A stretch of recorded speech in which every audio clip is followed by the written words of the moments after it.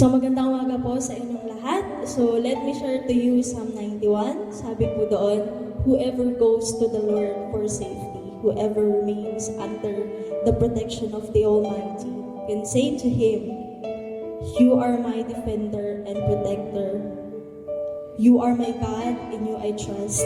He will keep you safe from all hidden dangers and from all deadly diseases. He will cover you with His wings. You will be safe in His care. His faithfulness will protect and defend you. You need not fear any dangers at night or sudden attacks during the day or the plagues that strike in the dark or the evils that kill in daylight. So know that the Lord, He is our protector. He is our defender. No, He is our God.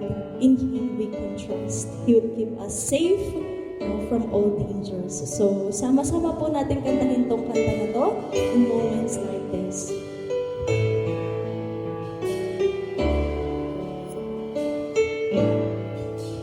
In moments like this, I sing out a song.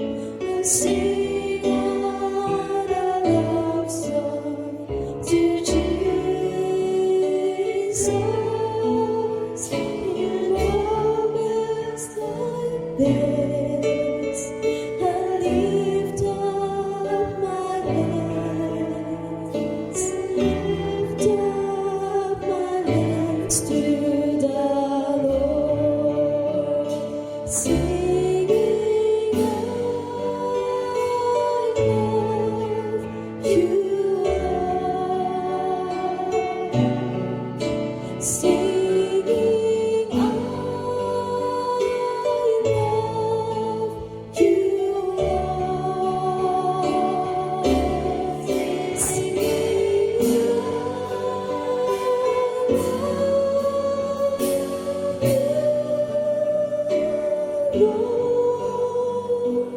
I love you,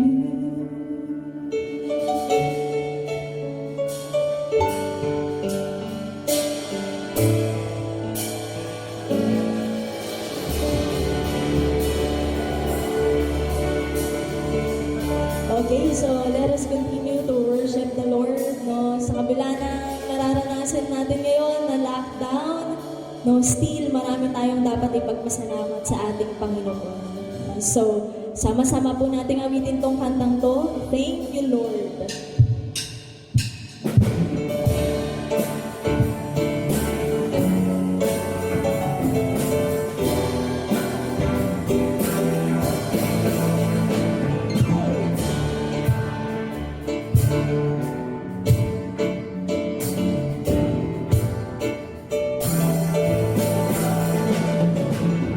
I'm come before you today, and there's just one thing that I want to say. Thank you, Lord. Thank you, Lord, for all you've given to me, for the blessings that I cannot see. Thank you, Lord. Thank you, Lord. With a grateful heart, with a song of praise, with an outstretched arm, who else can thank you, Lord? I just want to thank you, Lord. Thank you, Lord. I just want to thank you, Lord. Thank you, Lord, for all you've done in my life.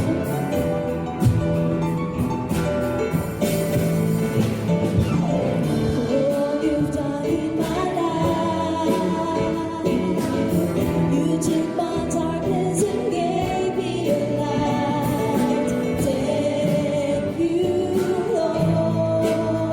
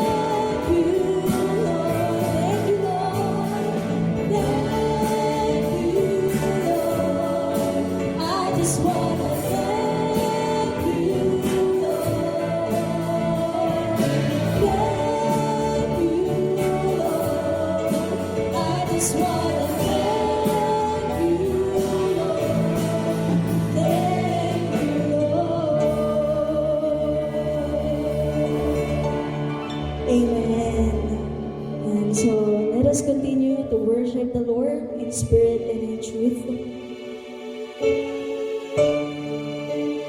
Yes, Lord. Sing hallelujah, Lord. Worship you. We praise your name.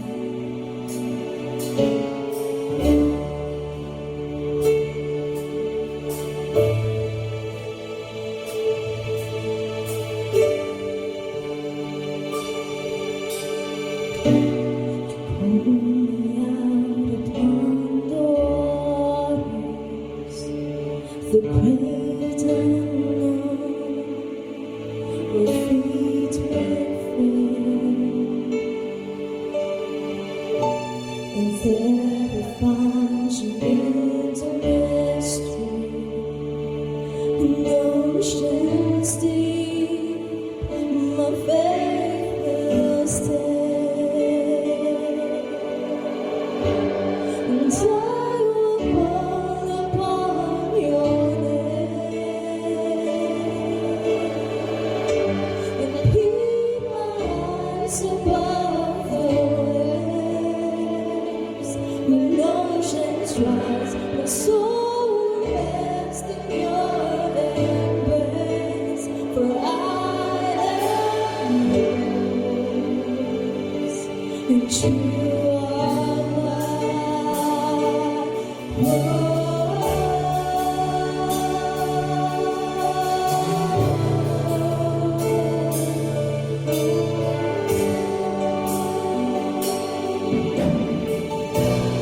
Peace abounds in deepest waters, the sovereign hand will be my guide. The feet will fail and things around me. You've never failed, and you won't stop now.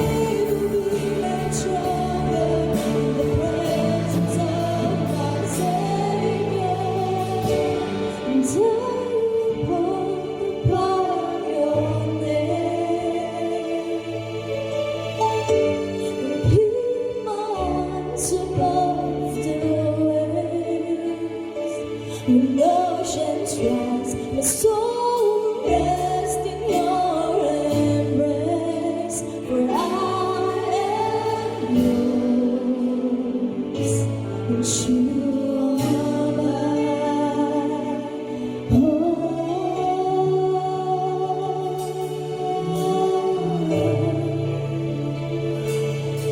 You are mine. Yes, Lord. Panginoon, salamat po dahil sa kabila ng mga nararanasan natin ngayon, sa kabila ng suffering ng maraming tao, Panginoon, still, you are our God. You are our great protector, our defender. You are our healer, O Lord God. Lord God, dalangin po namin na pagalingin mo, Panginoon, yung lahat ng mga patients na may cases ng COVID-19, Panginoon.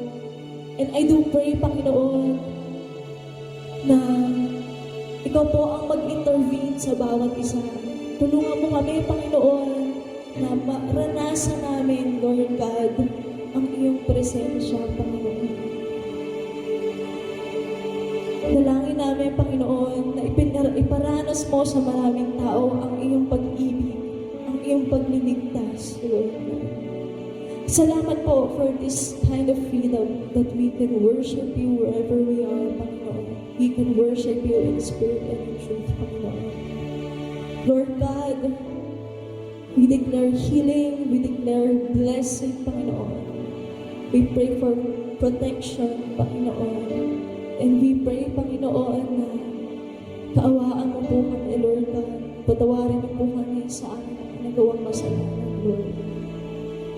Lord God, tulungan mong manumbalik ang mga taong naninigaw ng landas, Panginoon. Hayaan mong makita ka ng mga taong nagsisik, Panginoon, ng iyong presence, Lord God. Tulungan mo kami na bumalik kami sa iyong mga salita, Lord God. Salamat po, Panginoon. Salamat dahil we have this opportunity to truly worship you, Panginoon. Salamat. Ito po aming dalangin sa inyo, Lord God. Salamat sa lahat ng encouragement sa pamamagitan ng mga taong nasa paligid namin. Salamat po. Ito po aming dalangin sa inyo. In Jesus' name we pray. Amen.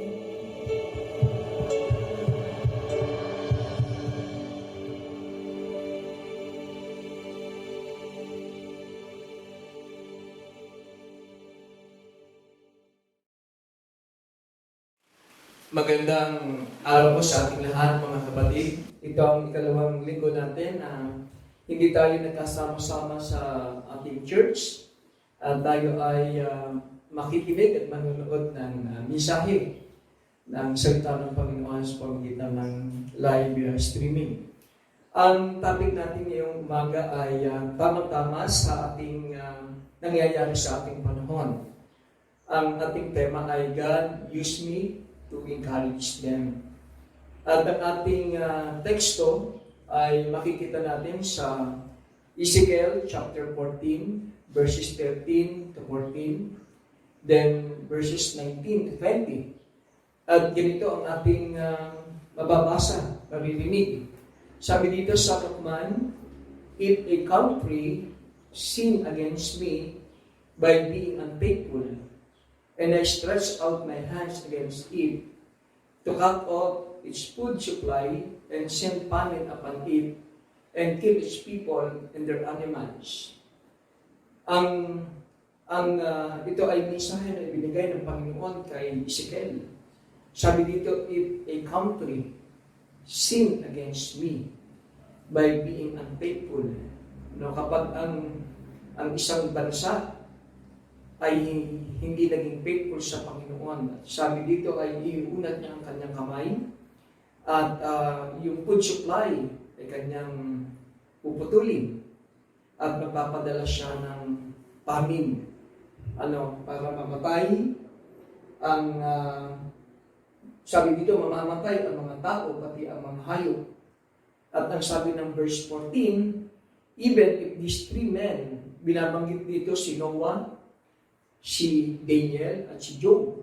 Sabi dito, wherein it they could save only themselves by their righteousness, declares the Lord, the sovereign Lord.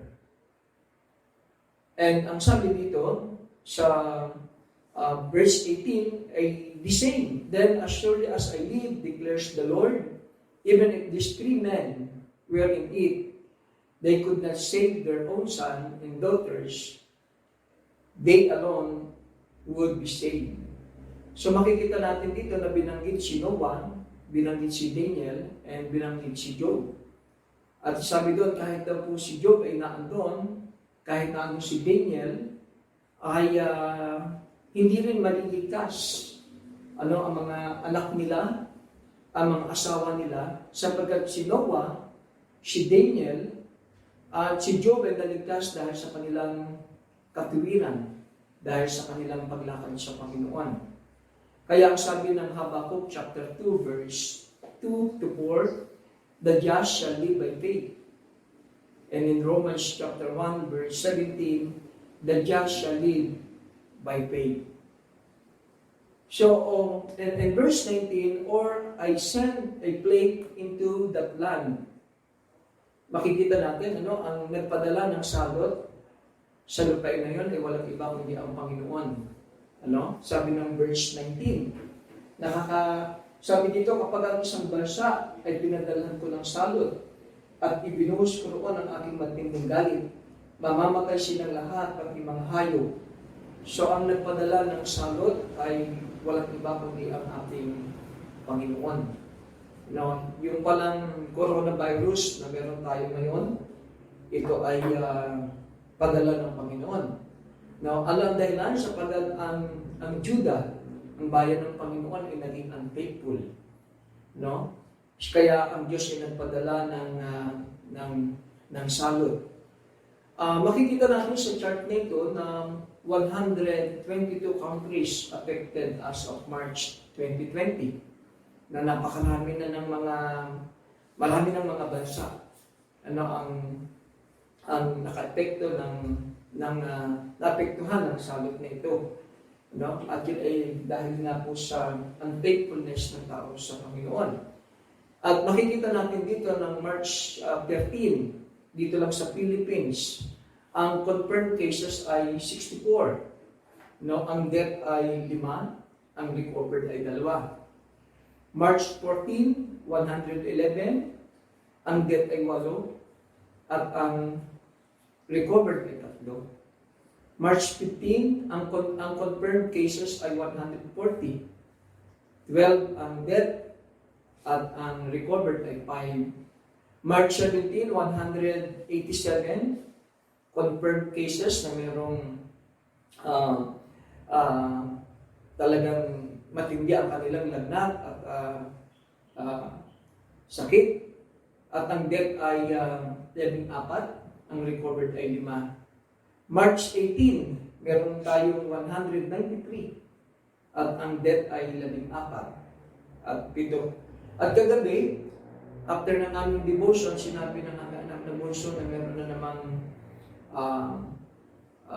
naapektuhan o nadagdag na bilang. At kanina sa record ay nasa 217 na ang confirm na merong kaso ng COVID-19 dito sa Philippines. Kung kaya, ang ating gobyerno ay gumawa ng pamamaraan paano hahadlangan, lalabanan itong COVID-19. Merong 3 responses. Number 1, yung tinatawag nating government. Sabi ng government, ito ay lockdown. Lockdown. Pangalawang response ay may response ng community. At ang term natin dito ay quarantine. Kaya tayo po ay pinag-iingat, huwag tayong lalabas. At ang ikatlong response ay yung church. Malaki yung part ng church. Ang church ay tayo yung magbibigay ng encouragement, ng prayer, ng support. Kahit ang ating Pangulo, si President Duterte, nagsabi ng ating mga tahanan ay gawin nating church. Ibig sabihin tayo ay manalangin. At nakikita natin dito na ang quarantine is in the Bible. Ito ay nasa Isaiah 26 verse 20. Sabi doon, go home, my people, and lock your doors. Hide yourselves for a little while until the Lord's anger has passed. So ito pala ay nasa Bible yung quarantine. Kaya mahalaga po yung quarantine. Dahil ito lamang yung tanging paraan na tayo ay makatutulong sa ating mga kababayan. Dahil ang virus, bagmat wala silang mata, walang paa, pero mabilis dumami. Dahil nga po ang ginagamit niya na instrumento ay ang tao. Kaya tayo ay pinagka-quarantine. Nilockdown ang Pilipinas. At mahalaga na tayo po ay makipagtulungan sa ating programa ng ating gobyerno. Kaya verse 20 ang sabi doon, as surely as I live, declares the sovereign Lord, even Noah, Daniel, and Job were in it. They could not save neither their sons or daughter. They would save only themselves by their righteousness. Kaya makikita natin dito yung kaligtasan ay personal, individual. Hindi ito nangangahulugan na kapag ang iyong mga magulang ay pastor o mga ay Kristiyano, hindi nangangahulugan ang anak din ay ligtas. No? Kahit sa panahon ni Noah, sa panahon ni Daniel, sa panahon ni Job. Kaya sabi dito ni Ezekiel, na simulat ng Ezekiel chapter 14, ay pinakikita dito na ginamit si Noah, ginamit si Daniel, ginamit si Job. Sila ay nabuhay sa iba't ibang panahon. At nakikita natin dito na sila ay naligtas. Ito ay dahil sa kanilang katuwiran, sa kanilang pananampalataya. Now, ang question dito ay, why does Ezekiel mention these three men? Bakit binanggit ni Ezekiel itong si Noah, si Daniel, at si Job sa kanyang aklat?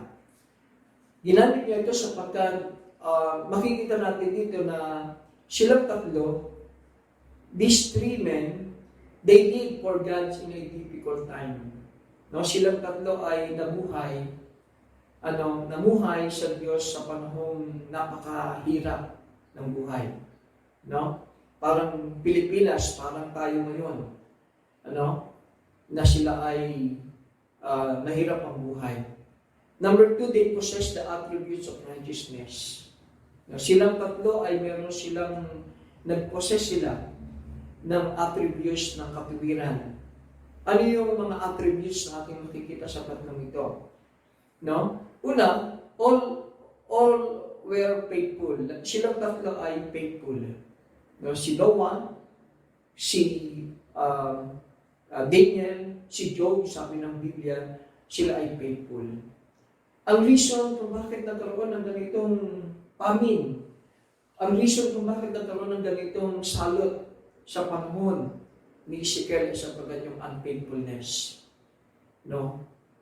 Yung mga taong pinili, sila ay hindi naging faithful. Hindi sila naging matapat. At itong si Noah, itong si Daniel, itong si Job, sabi ng Bible, sila ay faithful. In Genesis chapter 6, ito ang sabi, verse 8 to 9, but Noah found favor in the eyes of the Lord. Noah was a righteous man, blameless among the people of his time, and he walked faithfully with God. Napakaganda ng paglalarawan ng Panginoon, ng Bible kay Noah, kung bakit siya ay ginamit na example ni Ezekiel. Itong si Noah daw po ay faithful. Pangalawa, ito naman si Daniel. Daniel chapter 1 verse 8. Sabi doon, but Daniel resolved not to defile himself with the royal food and wine. And he asked the chief official for permission not to defile himself this way.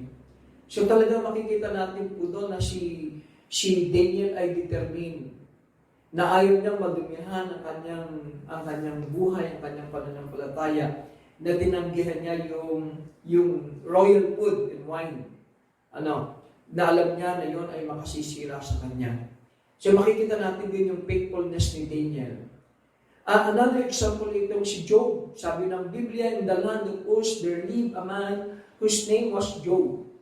This man was blameless and upright. He feared God and showed evil. And then in verse 8, sabi ng God kay Job, kay Satan, there is no one on earth like him. He is blameless and upright, a man who fears God and shows evil. So makikita natin itong tatlong ito, isa sa mga attributes na meron sila yung faithfulness. Number 2, all were obedient. Sila ay obedient. Ang example, si Noah ay 100 years of building the ark. No, 100 years. Na kanyang ginawa yung arko ng Panginoon, na pinagagawa sa kanya ng Panginoon para maligtas ang mga tao. Si Daniel naman, makikita natin yung kanyang obedience when he defied the king's decree. No? Tinanggihan niya yung degree ng hari, yung kautusyon ng hari, at alam natin ang implikasyon nun. Maring siya ay mamatay. Pero tinanggihan niya ni Daniel.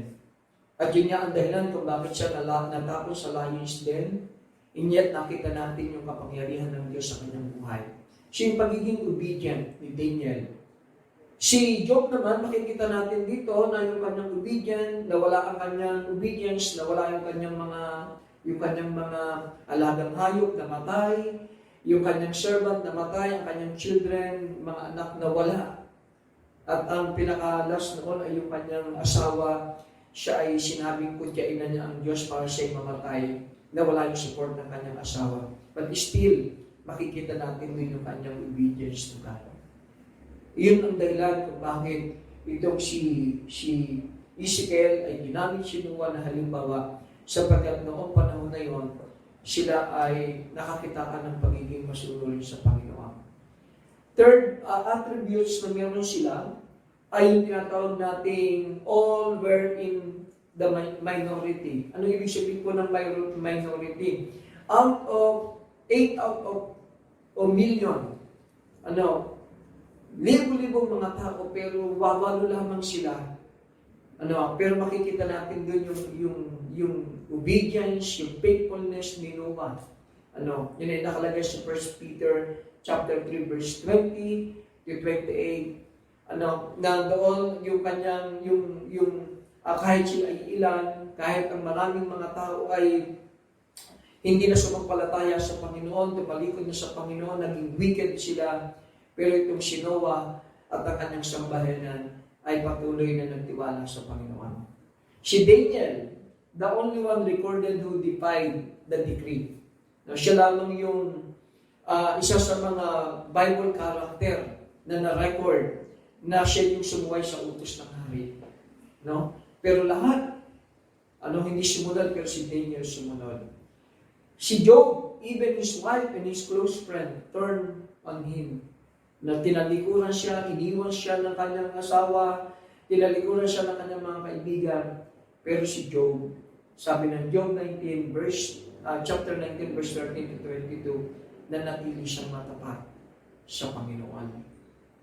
So makikita natin yung magandang attributes ng righteousness, na meron si Job. Una, silang tatlo, sila ay faithful. Pangalawa, all were obedient. Pangatlo, all were in minority. And fourth, all endured for the Lord. Lahat sila ay nanatili, naandun yung kanilang perseverance, naandun yung kanilang pagtiyaga. And last, makikita natin, all humble themselves to God's will. Lahat sila nagpasakop doon sa tinatawag nating kalooban ng ating Panginoon. So yun po ang ating makikita sa tatlong ito. Una, bakit sila binanggit ni Ezekiel? They lived for God in a difficult time. Pangalawa, they possess the attributes of righteousness. And pangatlo, makikita natin dito, they experienced divine deliverance. Lahat sila naka-experience ng divine deliverance, ng pag-iingat ng Panginoon, ng kabutihan ng Panginoon sa kanilang buhay. Pinadalhan sila ng salot, pinadalhan sila ng, dumana sila ng iba't ibang mga pagsubok, nawala yung mga bagay na mahalaga sa kanila. And then, na-experience nila yung pag-iingat ng Panginoon sa kanilang buhay. Kaya makikita natin dito, si Noah is a picture of a Christian living in a Christless or godless world. Si Noah ay larawan ng mga Kristiyanong namumuhay na walang Kristo. No? Kaya sa ating panahon ngayon, Christian country. Pero kung titingnan naman natin, sinasabi nilang Christian, pero ang hirap makita ng pagiging Kristiyano. No? Sa ating mundo na ating ginagalawan, hindi mo minsan ma-distinguish kung sino ang Kristiyano. No? Sapagkat minsan ang mga Kristiyano ay namumuhay din ng mga makamundo, katulad ng panahon ni Noah. Kaya ng panahon na ginunaw ang unang mundo, ilan lang ang naligtas, 8 lang.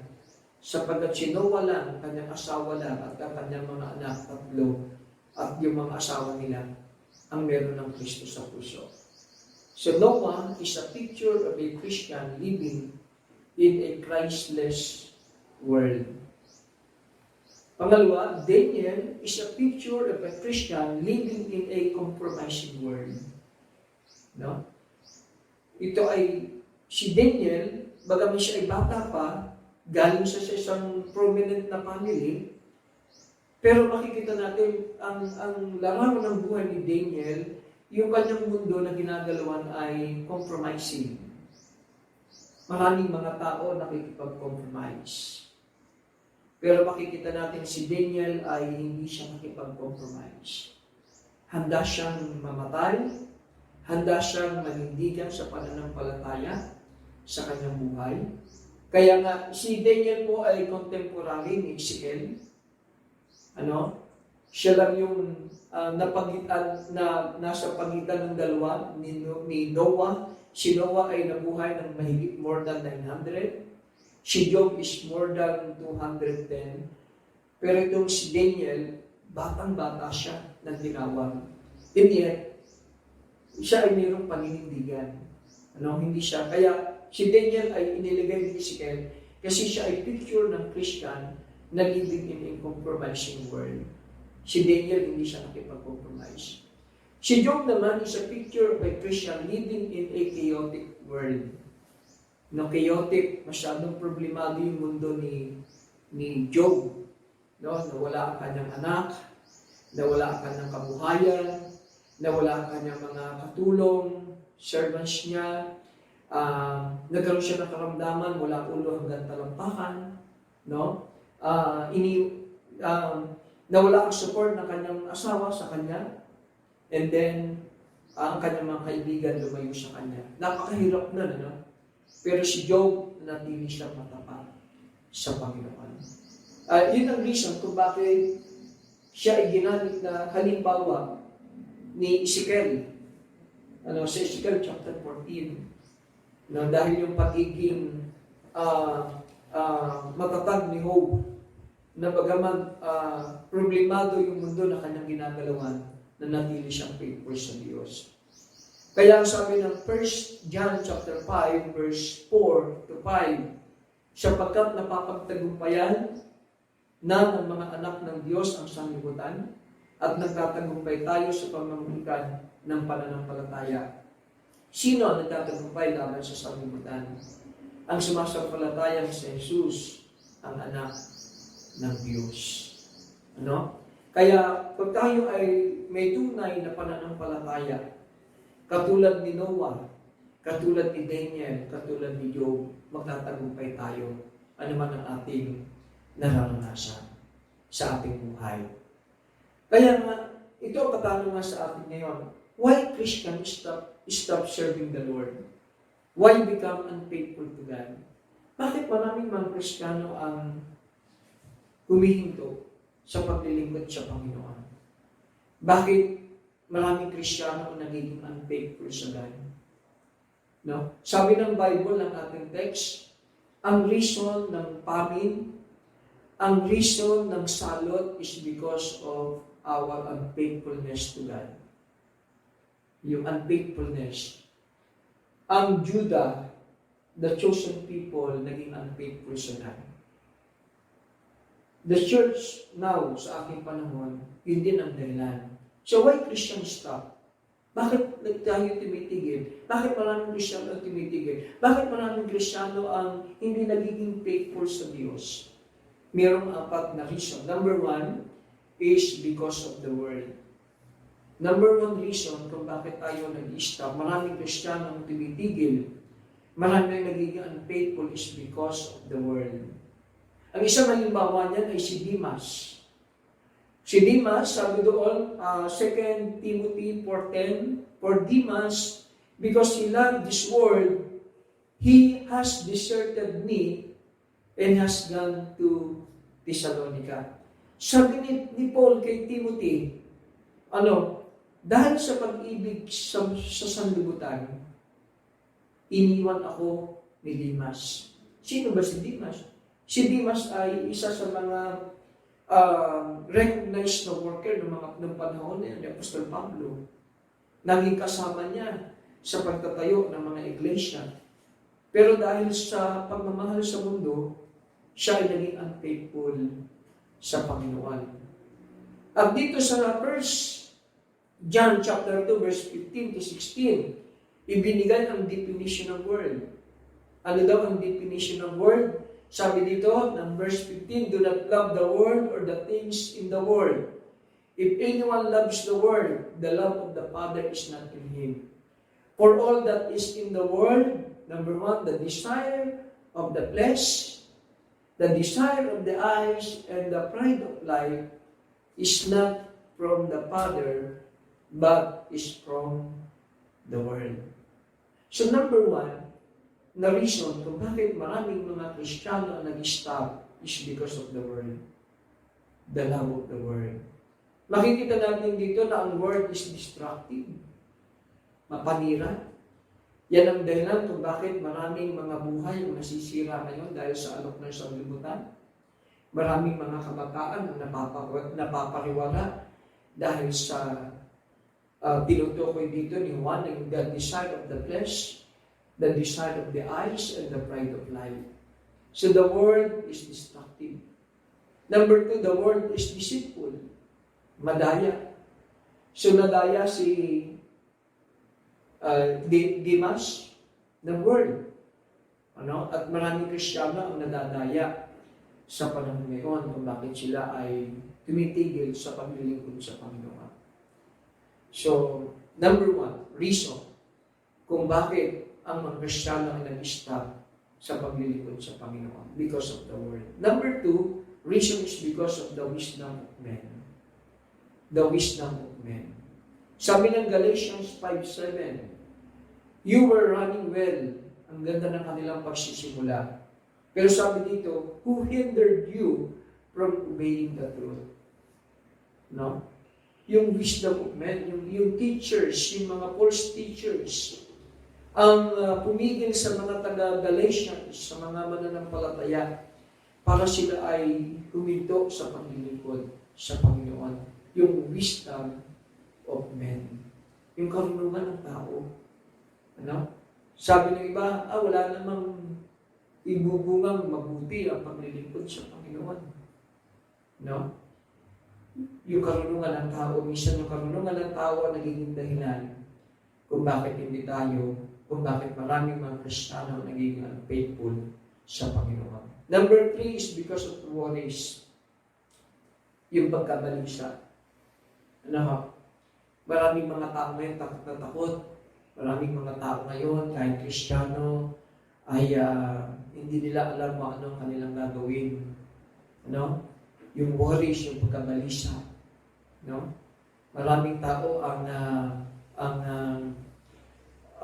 lalo na itong sa panahon nga natin ngayon, yung coronavirus, hindi nila alam kung ano ang kanilang gagawin. Kaya sabi ng Philippians chapter 4, verse 67, do not be anxious about anything, but in every situation, by prayer and petition, with thanksgiving, present your request to God, and the peace of God, which transcends all understanding, will guard your heart and your minds in Christ Jesus. So sabi dito ay i-present daw natin yung ating mga request to God. Panahon natin ngayon, ang lahat ng tao ay nagpapanik buying. At hindi nga natin alam, baka yung ito ay magtuloy-tuloy, hindi natin alam kung hanggang kailan tayo tatagal ng ganito. Dahil sa nangyayari sa ating panahon ngayon. Kaya, hindi tayo dapat mag-alala dahil meron tayong Panginoon. Siguro ang encouragement na bibigay ng church, lalo sa mga hindi pa mananampalataya, yung kakitaan tayong mga mananampalataya, na tayo ay nagtitiwala sa Panginoon. Okay? Number 4. Number 4 is because of our willfulness. Ano po yung willfulness? Willful means deliberate, intentional, done on purpose. Yung sinasadya natin, yung ating disobedience sa Panginoon ay intentional.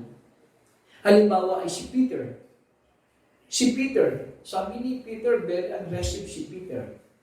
Si Peter ay, sabi niya, Panginoon, hanggang kamatayan, hindi kita iiwan. Ano? Pero si Peter ay tumalikod sa Panginoon. No? Intentional yung kanyang ginawa. Si Jonah inutusan ng Panginoon na mangaral. Pero ano nangyari sa kanya? Siya ay sumuway din sa Panginoon.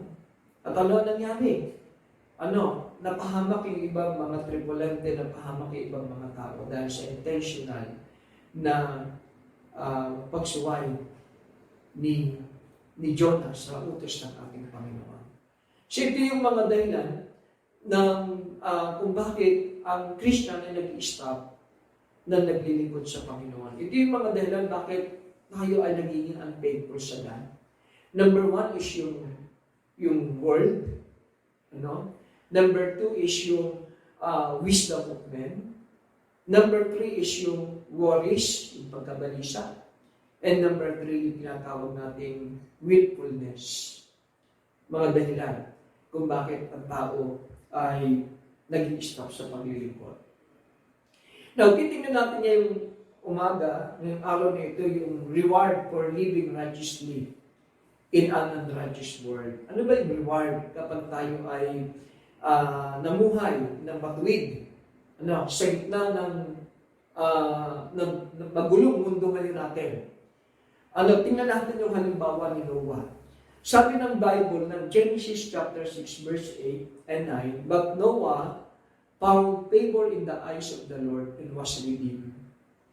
Napakaganda, no? Yung favor ng Panginoon nasa kanya. Si Noah ay namuhay na yung favor ng God, napasaya niya ang Diyos, napangiti na ang Diyos, at ang naging bunga nito, siya at ang kanyang sabayanan naligtas. Yun ang unang reward. Kay Daniel naman, dahil si Daniel sabi doon ay naging faithful sa Lord, hindi siya nakipag-compromise. Ang sabi ng Daniel chapter 6 verse 28, So this Daniel prospered in the reign of Darius, and in the reign of Cyrus the Persian. Naging prosperous si Daniel, naging matagumpay si Daniel. Because hindi siya nakipag-compromise dahil nanindigan siya. Okay? Si Job naman, ano ang reward kay Job? Sabi ng Job chapter 42 verse 12 to 13, Job received twofold what he had lost. Yung mga nawala sa kanya, ibinalik ng Diyos ng double. So meron palang reward. Kapag tayo ay namuhay ng matuwid, ng matapat, sa kabila na ang mga tao ay hindi namumuhay ng matapat sa Panginoon. So number 1 reward is God's abiding presence and protection. Yun ang number 1 reward kapag tayo ay namuhay na mayroong pagtatapat sa Panginoon. Isaiah 43 verse 2, sabi doon, When you pass through the waters, I will be with you. And through the rivers, they shall not overwhelm you. When you walk through the fire, you shall not be burned. And the flame shall not consume you. Napakagandang pangako, yung Isaiah 43 verse 2.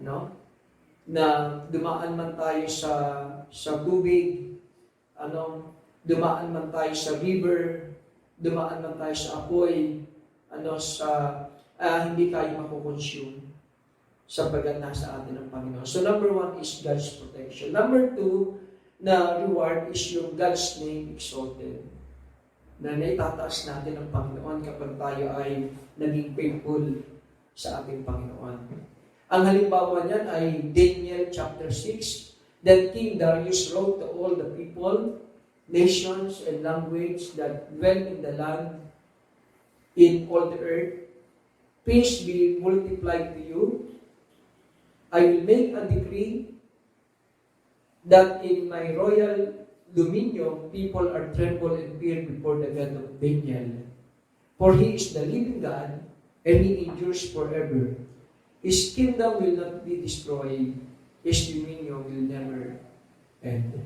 So dito makikita natin na nagbigay ng testimony yung king. No? Because doon sa tinatawag natin faithfulness ni Daniel. No? Kaya kapag tayo ay naging faithful sa Panginoon, sa gitna ng krisis, sa gitna ng pagsubok, ang pangalan ng Panginoon ay ating maitataas. No? Niluluwalhati natin ang pangalan ng ating Panginoon. Pangatlo, na reward, sabi dito, yung tinatawag nating crown of life in the kingdom of heaven. Na meron tayong crown of life. Corona, hindi ito yung coronavirus, ano? Ito ay corona ng buhay, sabi ng Panginoon. Revelations 2:10, do not fear what you are about to suffer. Behold, the devil is about to throw some of you in prison, that you may be tested. For 10 days you will have tribulation. Be faithful unto end. I will give you the crown of life. So ang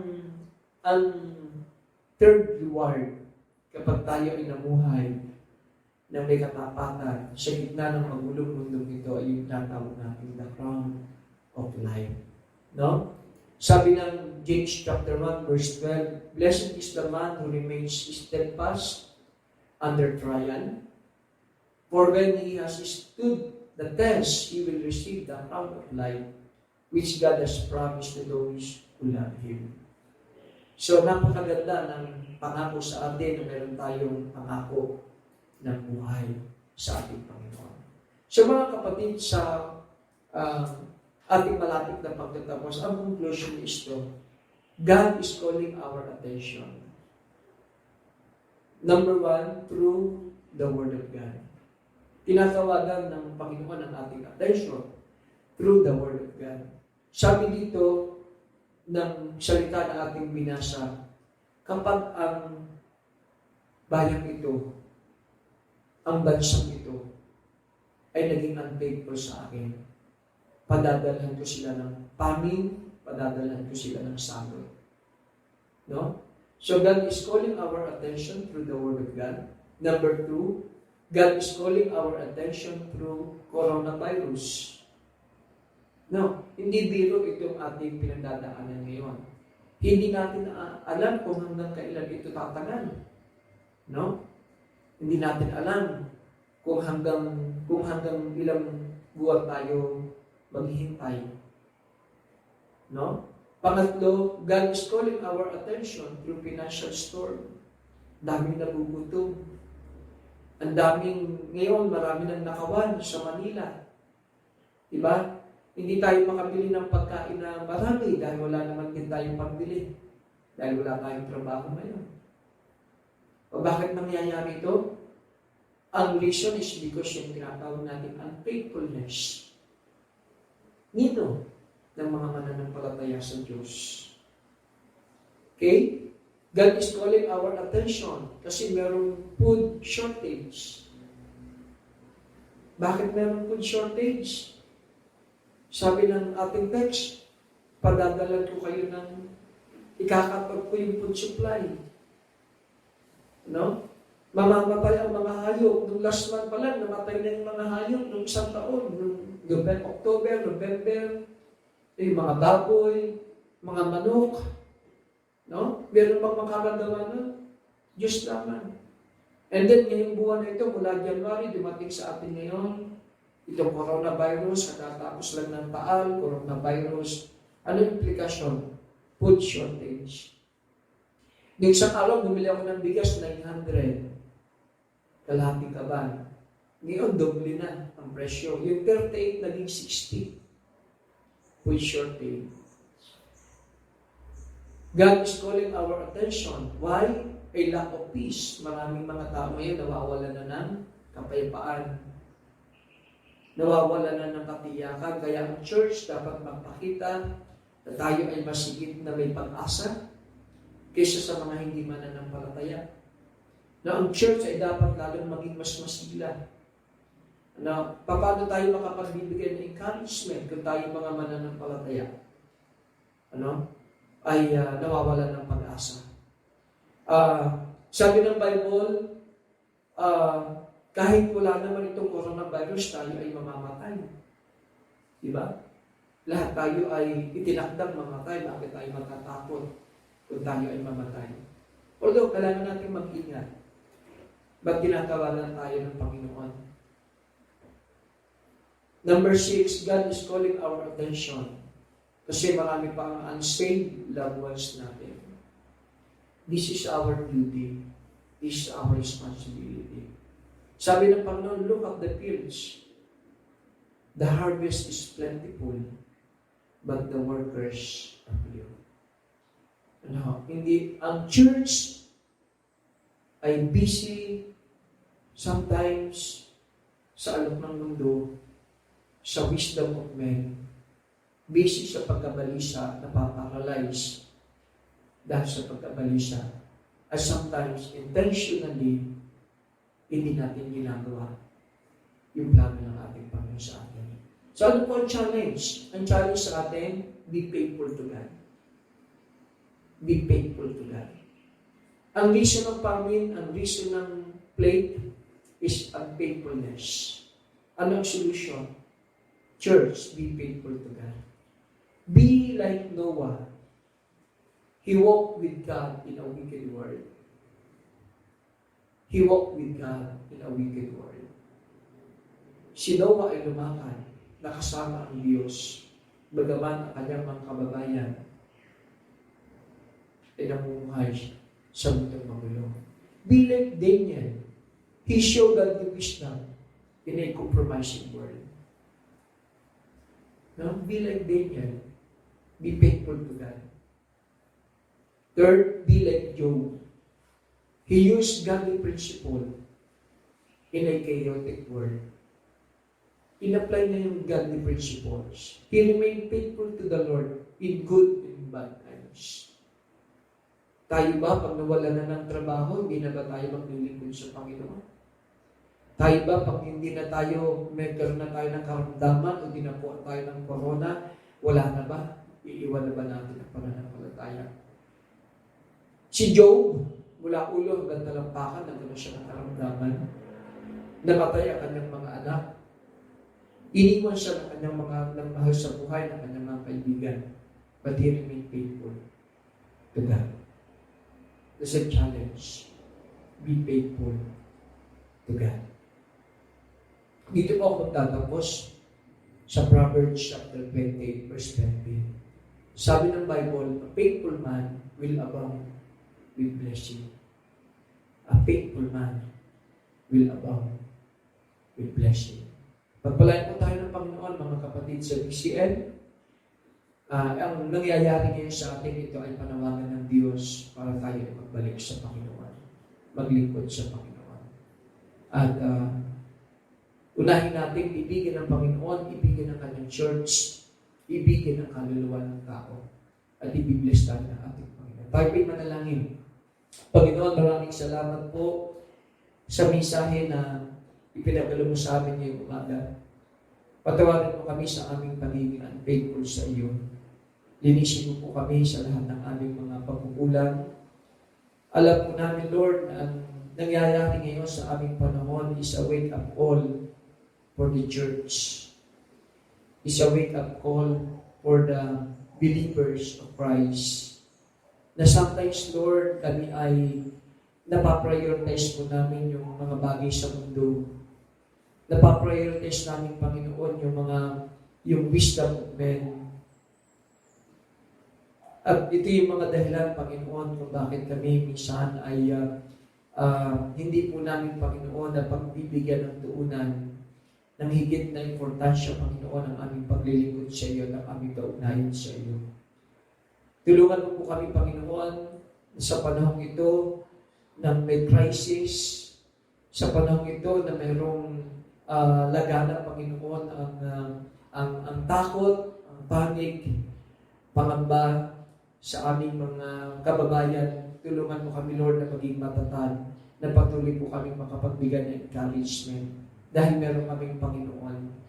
Kung si Noah, kung si Daniel, kung si Job ay lampasan nila, Panginoon, ang lahat ng mga pagsubok ng mga panahon nila. Ang Diyos ni Job, ang Diyos ni Noah, ang Diyos ni Daniel ay Diyos din po namin. Sapagkat hindi kayo nagbabago mula kahapon ngayon magpakalanpaman. Pagpalain niyo po kami. Pagpalain niyo rin, Panginoon, si Julie, Esma na nasa ospital. Bigyan mo siya ng kagalingan, bigyan mo po ng kapayapaan sa puso si Atenelia. Pagpalain niyo po na kayo din ang tumulong na magpag-provide ng pangkailangan po nila. Inaalala din po namin ang mga pamilya ng SIAC, ang aming sponsor at child, ang aming Lord, gawain ito.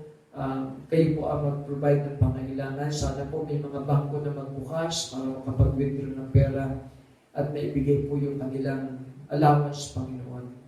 Salamat din, Lord, na kayo ang patuloy na magbigay ng kahabagan sa aming mga kasundaluhan na nagbabantay, nag-iingat para implement, Lord, yung lockdown na mabawasan ang mga tao sa kalye para po yung virus ay hindi po kumalat. Dalangin ko po na itong mga sundalo, mga pulis, mga medical personnel, Panginoon, ay bigyan niyo po ng lakas, huwag po silang magkasakit. At bigyan niyo po ng karunungan ng aming Pangulo kung paano harapin ang mga crisis, Panginoon, na aming nararanasan sa panahon ito. Bless niyo po ang BCM, ang buong member ng BCM, kung paano ang iyong bayan sa Old Testament, Lord, sa panahon ng Exodus, na meron ding salot na dumating na mula sa iyo, Panginoon, dahil sa katigasan ng mga unbeliever ng panahon na yon, at gusto nung ilabas sa Ehipto ang mga Israelita. Lord, iniligtas mo yung mga anak mo, Lord, dahil yung blood ng lamb ay naandun sa kanilang hamba. At Lord, salamat po yung blood ng aming tagapagligtas ay nabuhos na sa bundok ng Kalbaryo, 2,000 taon na po ang nakalilipas. Hiling ko po ang protection sa bawat pamilya, Panginoon, ng iyong mga anak, na huwag silang dapuan ng coronavirus, Panginoon. Salamat po at patuloy kaming maging matapat at masigla sa aming pamilya po sa iyo. Ito po aming dalangin sa pangalan po ni Jesus. Amen.